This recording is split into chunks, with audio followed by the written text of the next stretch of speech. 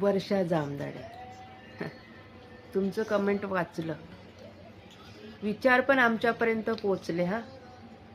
पण तुम्हाला एक सांगतो,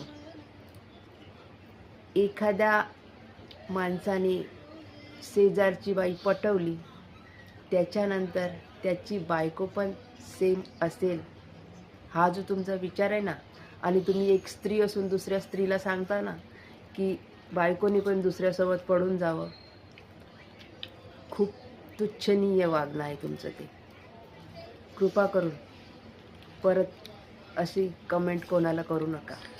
तुम्ही पण एक स्त्री आहे, मनोरंजन आहे, यूट्यूबचा शॉर्ट आहे, तो शॉर्टसारखा घ्या.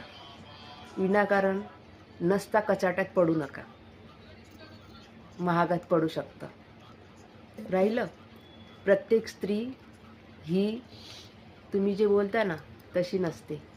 कुठल्या कुठल्या स्त्रिया मुलांना घेऊन पण जगतात, समाजामध्ये असे पण भरपूर उदाहरण आहे.